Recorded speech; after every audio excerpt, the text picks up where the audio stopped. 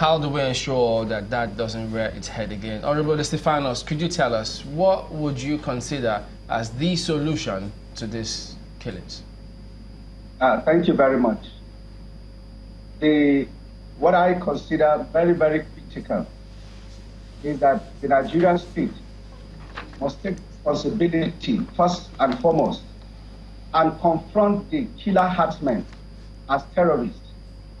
If that is not done, the killing will not stop. Secondly, justice must be done. All the displaced communities must be brought back to their the communities that are under occupation, to take back their farmlands and engage in their normal way of life. Justice must be done to the victims, and also prosecution of those that have been arrested. If there are those, they've told us that they've arrested some of the killers. We must see, and also those that have owned up to it. Those that have owned up to it, the masterminds, must be arrested and be prosecuted. That is part of justice that we are talking about. The next thing is that there must be professionalism on the part of security agencies, because there has been cases of collusion. And where such cases are, we are calling on the military and other security agencies to demonstrate professionalism in the discharge of their duties.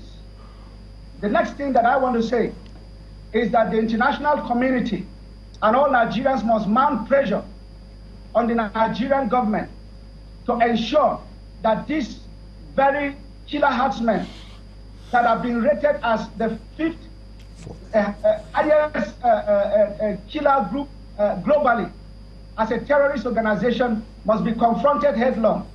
This pressure must be mounted by the international community and all Nigerians that mean well. All Nigerian citizens, civil society groups must mount pressure on the Nigerian state to take responsibility. And until this is done, we are not yet sure that these killings will stop, because these people are determined to grab our land, to cleanse us, and take over our land.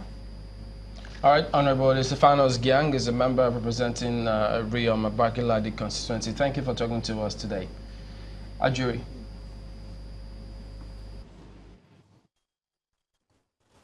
Thank you so much, Chamberlain, and welcome back to Abuja. Let's just get straight to it, Mr. Ngelerma. You know, you've talked quite a bit about the hierarchy of your organization and how well represented you are around the country, even down to the local government level.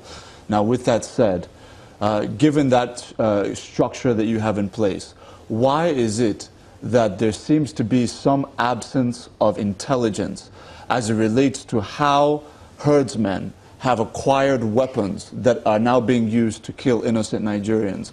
Do you have any information on where these arms are coming from and who may be sponsoring them? Well, you see, I will not have that information because I am not in the position to have that information. I am not a security person. No, but let me just be very clear about the followership. I heard you very well. Yes. Listen, I heard you very well. I lead an association who is after the flights of the legitimate pastoralists. As far as we are concerned, whoever handles a dangerous weapon is never and will not be our member, and we consider him to be a criminal. This is our position. I understand your position. I just want to be very clear. At the grassroots level, not to necessarily say that your followership are responsible or not. That's not what is being said here. I just want to be clear. Have they not heard anything at that level on the ground of some of these people who have had weapons? No intelligence at all from your vantage point? Well, the only intelligence we will have is when cows of our members are taken away by wrestlers. They complain that wrestlers are coming with heavy weapons, taking away their cows in hundreds and thousands. This is the information we always get. And today, about 2 million cows were lost as a result of cattle rustling. And this group of wrestlers are so sophisticated that sometimes even the security has to do a lot before they overcome them. It's going on in Zamfara now. This group of bandits, who do they spare? They kill the pastoralists, they kill everybody, they take away cows, they loot communities and do all sorts of things.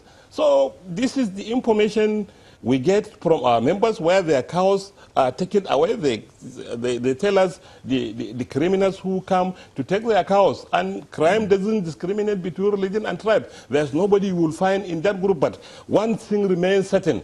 It will be hard for somebody to steal a large number of cows without the help of somebody who knows the psychology of a cow, which is the full animal. So it's a known fact that they may be found in the group, but generally it is a common interest involving everybody. Crime that doesn't discriminate between tribe and religion. Mr. Ngelerma, I believe that that's a fine place to leave it.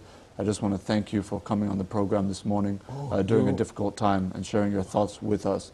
At this juncture, we have had with us Mr. Usman Baba Ngelerma, the Secretary General of Miyetti Allah Cattle Breeders Association of Nigeria. We will throw it back over to our Lagos studio where Chamberlain is once again standing by. Chamberlain.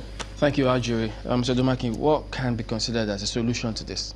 Well, the gentleman in the closing remarks is already clear that this is about cows business, more important than human lives.